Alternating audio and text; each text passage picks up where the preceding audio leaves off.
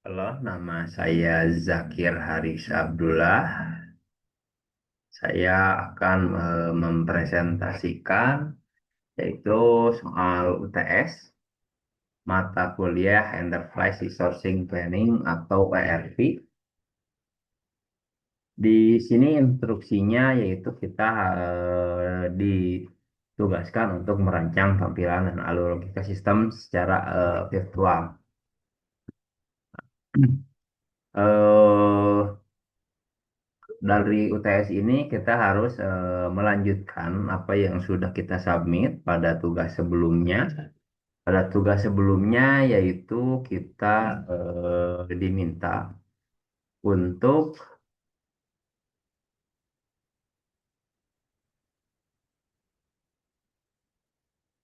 nah ini kita meminta untuk memilih satu entitas kecil di UMKM atau studi kasus perusahaan manufaktur retail, lalu melakukan observasi dan wawancara untuk mendokumentasikan proses bisnis yang sudah berjalan.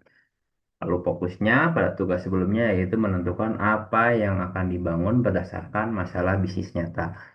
Lalu kita harus melakukan analisis terhadap profil perusahaan, lalu mendokumentasikan flowchart, lalu merekomendasikan modul ERP, dan terakhir yaitu dokumentasikan flowchart to be atau rancangan proses bisnis yang baru yang kita akan pasang atau terapkan di sistem ERP. Nah, pada tugas sebelumnya saya memilih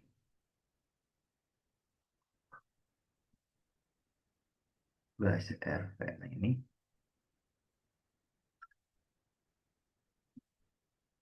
saya memilih studi kasusnya yaitu toko besi dan bangunan yang pertama berdiri di Jaya Logam.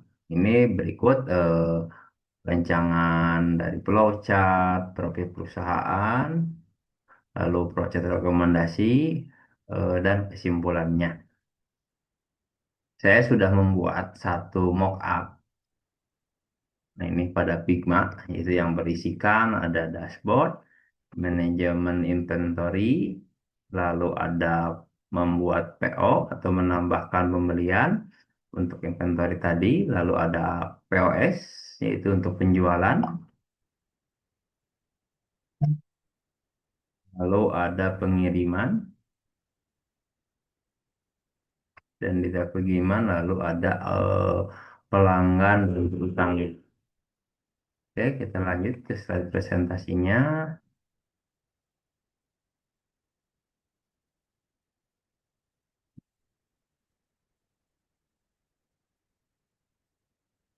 Oke. Pada presentasi ini berisi yaitu adalah pendahuluan latar belakang ERP untuk toko besi, lalu ada tech stack yang dipilih. Di sini saya memilih rekomendasi itu front end-nya menggunakan React.js, back-end-nya Golang, lalu database-nya Postgres, dan kita menggunakan Docker untuk support microservice. Lalu ada ERD atau Entity Relation Diagram, yaitu struktur database-nya dan relasinya. Lalu ada proses sistem, dan terakhir ada rancangan UI dan mockup-nya.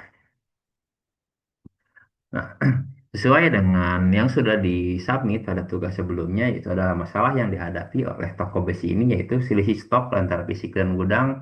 Pencatatannya itu tidak sama, yaitu pelanggan, piutang pelanggan tidak terpantau real time, lalu antar muka kasir lambat dan tidak ramah pengguna atau tidak user friendly, tidak ada integrasi antara modul pembelian, penjualan, dan gudang. Lalu solusi yang ditawarkan pada tugas sebelumnya itu stoknya menjadi real time otomatis saat terjadi transaksi, yaitu dashboard piutang yang terpusat dengan notifikasi jatuh tempo, kasir atau modul POS cepat dan dengan scan barcode dan filter kategori. Lalu sistem ERP-nya terintegrasi, yaitu dari POS, connect ke inventory, ke pembelian, dan akuntansi. Nah, ini teknologi atau tech stack-nya, yaitu menggunakan front-end-nya menggunakan React.js, UI framework dengan materialnya material UI atau MUI, komponen data grid, post panel, dan dashboard card. Untuk back-end-nya itu Golang, ini kelebihannya API servernya tingkat tinggi, performanya mendukung konkurensi transaksi kasir secara bersamaan. Lalu database-nya kita menggunakan PostgreSQL, yaitu ideal untuk query kompleks dan keandalan data finansial. Untuk infrastrukturnya kita menggunakan Docker, itu kita menggunakan kontainer untuk penggunaan debugging, scaling, dan manajemen lingkungan. Berikut ERD-nya, yaitu kita memiliki data pelanggan yang berisikan nama, alamat, limit kredit, dan saldo piutang. Lalu ada penjualan, ada nota, tanggal, tipe pembayaran, total harga, dan dikonekkan dengan ID pelanggan. Selanjutnya ada detail penjualan, yaitu adalah yang berisikan untuk barang-barang yang dijualnya dari nota penjualan. Lalu ada supplier. Supplier di sini melakukan PO, ada tanggal PO-nya dan semuanya terkoneksi ke master barang. Untuk alur sistemnya atau flowchartnya, ini kasir mulai input order, itu bisa cari barang dan stok scan. Jika stoknya tidak cukup, maka akan muncul peringatan stok habis. Lalu jika cukup, nanti terakhirnya milih metode pembayaran, tunai atau kredit. Nah, lalu transaksi itu tersimpan dan langsung melakukan update stok. Nah, jika dia kredit, maka dicek dulu limit kreditnya apakah sudah habis atau masih ada. Kalau masih ada, dia dicatat sebagai piutang baru. Ini untuk perbagian modul, ya, ini modul inventory, yaitu sistem melakukan cron atau pengecekan stok harian otomatis. Nah, kalau stoknya lebih kecil dari minimum, maka akan dibuatkan draft purchase order atau PO, lalu kirim notifikasi ke admin gudang. Nah, jika admin menyetujui, maka sistem akan kirim PO ke supplier dan menunggu pengiriman barang. Tapi jika tidak disetujui, maka PO-nya akan dibatalkan. Berikut rancangan UI yang di dashboard. Nah, ya pada sebelah kiri ini ada menu-menu atau kita bisa menyebutnya sidebar. Nah, di sini ada dashboard, POS, inventory, customer, dan piutang.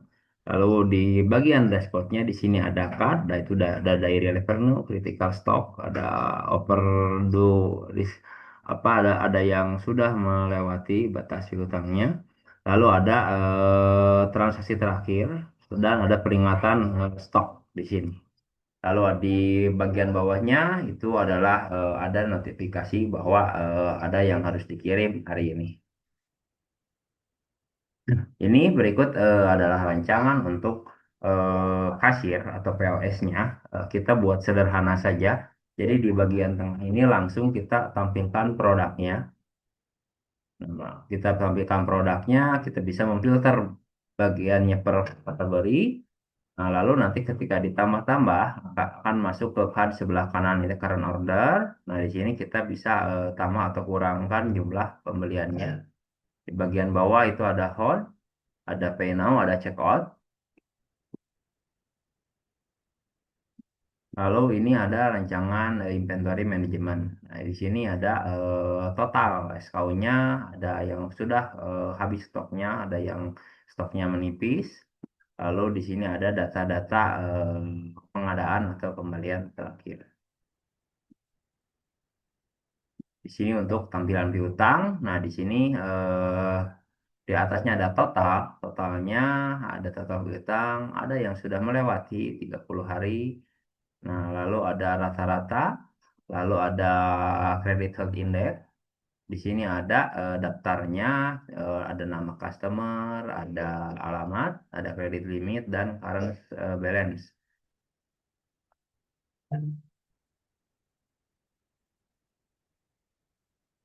Selanjutnya, eh, ini ada rancangan pengiriman barang.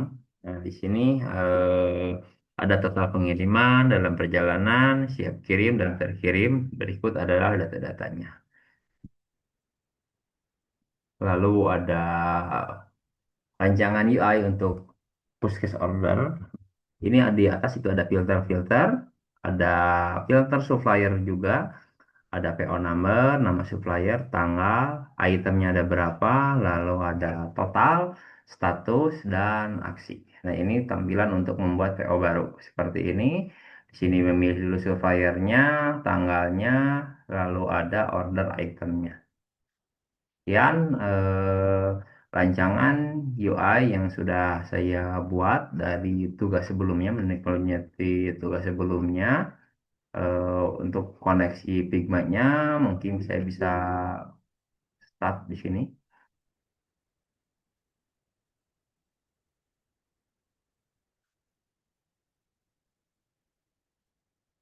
Nah, ini pada dashboard. Jadi ketika kita klik tombol pause, maka akan masuk ke tombol pause. Lalu ketika kita klik tombol inventory, akan masuk ke tombol inventory. Dari pause ini juga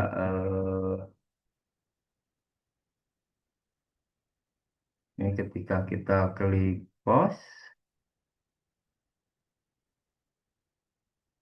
Nah, ini ketika kita tambah, maka akan masuk ke halaman berikutnya. Sekian presentasi dari saya. Terima kasih.